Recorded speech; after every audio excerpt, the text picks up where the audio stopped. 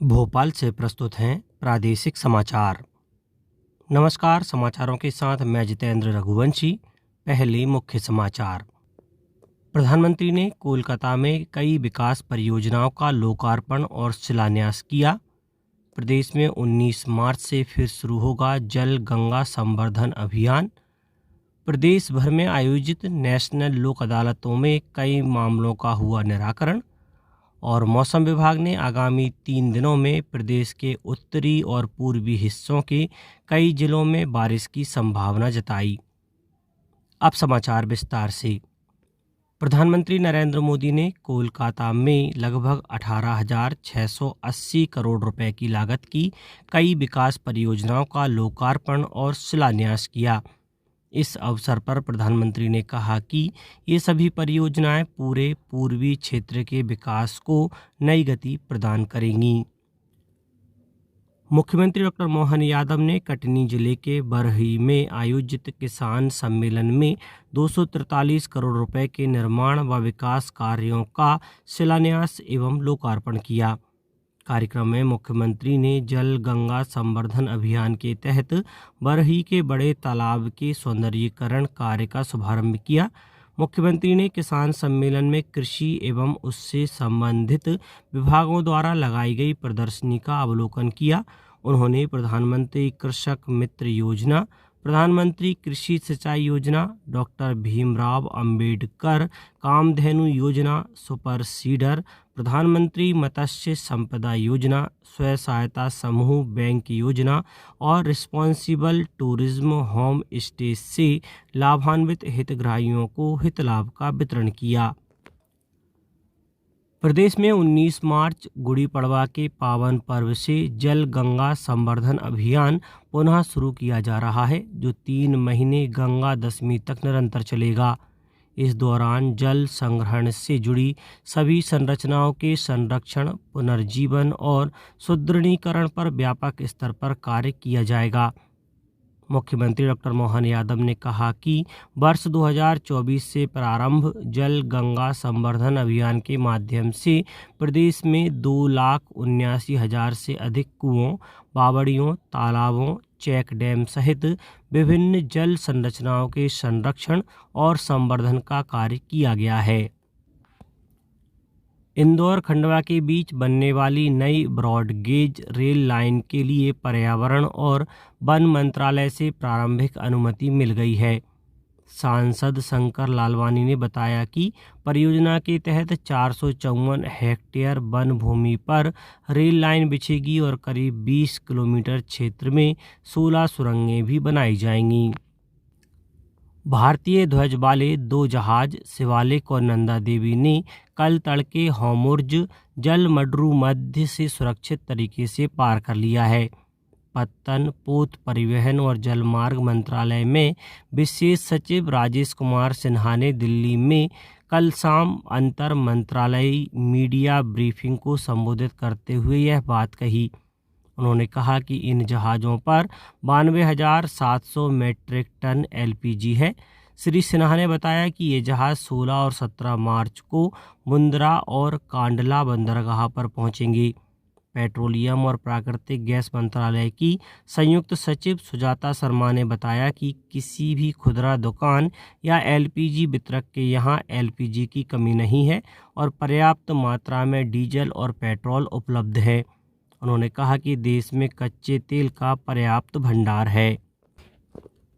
केंद्रीय कृषि मंत्री शिवराज सिंह चौहान ने सीहोर में जनप्रतिनिधियों एवं अधिकारियों के साथ जिला विकास समन्वय एवं निगरानी समिति की बैठक की। इस दौरान ग्रामीण विकास, कृषि, राष्ट्रीय राजमार्ग, प्रधानमंत्री आवास, नगरीय विकास सहित अनेक विभागों से जुड़े विषयों पर विस्तार से चर्चा हुई। इस मौके पर मीडिया से चर्चा करते हुए केंद्रीय कृषि मंत्री शिवराज सिंह चौहान ने कहा कि आने वाली गर्मियों को ध्यान में रखते हुए जल जीवन मिशन और पीएचई विभाग के कार्यों की भी समीक्षा कर आवश्यक दिशा निर्देश दिए गए हैं।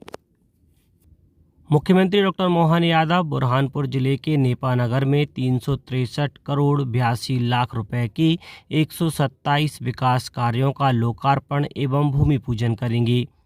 जनजातीय समुदाय के हितों एवं सहभागिता के लिए आयोजित जनजातीय सम्मेलन में शासन की जन कल्याणकारी योजनाओं की जानकारी दी जाएगी एवं संवाद भी स्थापित किया जाएगा। मुख्य कार्यक्रम स्थल में कृषि, उद्यानिकी, पशु चिकित्सा, आजीविका मिशन, वन विभाग द्वारा विकास प्रदर्शनी आयोजित रहेगी। विकास कार्यों की सौगातों के साथ साथ मुख्यमंत्री डॉक्टर मोहन यादव विभिन्न योजनाओं के पात्र हितग्राहियों को हित लाभ वितरण भी करेंगे। प्रदेश में नेशनल लोक अदालत का आयोजन किया गया। इसके लिए प्रदेश भर में उच्च न्यायालयों से लेकर जिला न्यायालयों, तालुका न्यायालयों, श्रम न्यायालयों, कुटुंब न्यायालयों व अन्य न्यायालयों में किया गया। इसमें लंबित दीवानी और आपराधिक प्रकरणों के साथ ही ट्रैफिक चालान, बैंक, विद्युत, श्रम, जलकर और संपत्ति कर से जुड़े प्री लिटिगेशन मामलों का भी निराकरण किया गया। सीहोर सहित अन्य जिलों में भी लोक अदालत आयोजित की गई।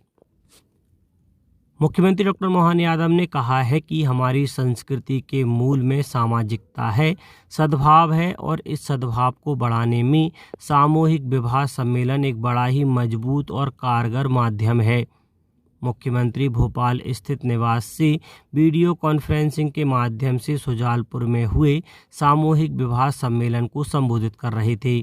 उन्होंने कहा कि पहले बेटी के जन्म होने के साथ ही उसके परिवार को बेटी की शादी की चिंता सताती थी, लेकिन अब मुख्यमंत्री कन्या विवाह निकाह योजना के माध्यम से मध्य प्रदेश सरकार बेटियों का कन्यादान और विदाई कर रही है। इस योजना से प्रदेश के गरीब, वंचित और ज़रूरतमंद परिवारों की बेटियों का घर बस रहा है। जन्म से लेकर पढ़ाई, नौकरी, मातृत्व और विवाह तक हमारी सरकार हर कदम पर बहनों बेटियों के साथ खड़ी है। अब बात मौसम की। प्रदेश में मार्च के दूसरे हफ्ते में ही गर्मी ने तेवर दिखाने शुरू कर दिए हैं। प्रदेश के कई जिलों में तापमान लगातार बढ़ रहा है और लू जैसे हालात बनने लगे हैं। प्रदेश में पिछले 2 दिनों से तापमान 40 डिग्री के आसपास पहुंच रहा है। ग्वालियर, चंबल, उज्जैन, इंदौर, भोपाल, नर्मदापुरम और सागर संभाग में गर्मी का असर ज़्यादा देखा जा रहा है। मौसम विभाग ने 15, 16 और 17 मार्च को प्रदेश के उत्तरी और पूर्वी हिस्सों ग्वालियर, चंबल, जबलपुर, रीवा और शहडोल संभाग के कई जिलों में बारिश की संभावना जताई है। अब कुछ समाचार संक्षेप में। शिवपुरी जिले में विश्व उपभोक्ता अधिकार दिवस के उपलक्ष्य में 15 मार्च को जागरूकता कार्यक्रम आयोजित किया जाएगा। संकल्प से समाधान अभियान के तहत खंडवा में विभिन्न स्थानों पर शिविर आयोजित किए जा रहे हैं। मंदसौर में सिपानी कृषि अनुसंधान केंद्र के स्थापना दिवस पर आयोजित किसान सम्मेलन में केंद्रीय कृषि राज्य मंत्री भागीरथ चौधरी ने किसानों से पर्यावरण संरक्षण के लिए जैविक एवं प्राकृतिक खेती अपनाने की अपील की। कृषक कल्याण वर्ष 2026 वर्ष के तहत आगरमालवा स्थित पुलिस परेड ग्राउंड में आत्मा योजना अंतर्गत आयोजित हुए 2 दिवसीय जिला स्तरीय कृषि विज्ञान मेले का समापन हो गया। ग्रामीण प्रतिभाओं को प्रोत्साहित करने और पारंपरिक खेलों को बढ़ावा देने के उद्देश्य से जिला पंचायत नर्मदापुरम द्वारा राष्ट्रीय ग्राम स्वराज अभियान के तहत जिला स्तरीय पारंपरिक खेल प्रतियोगिता आयोजित की जा रही है। बैतूल जिले में घरेलू एलपीजी का पर्याप्त स्टॉक उपलब्ध है तथा ऑयल कंपनी से आपूर्ति निर्बाध रूप से जारी है।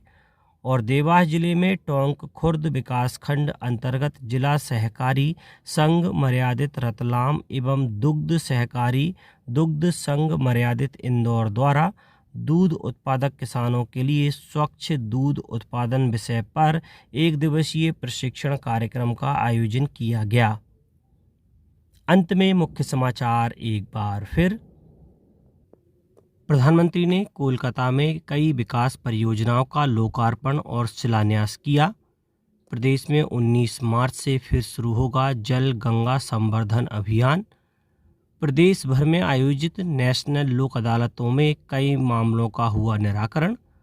और मौसम विभाग ने आगामी 3 दिनों में प्रदेश के उत्तरी और पूर्वी हिस्सों के कई जिलों में बारिश की संभावना जताई। आज के इस बुलेटिन में बस इतना ही। नमस्कार।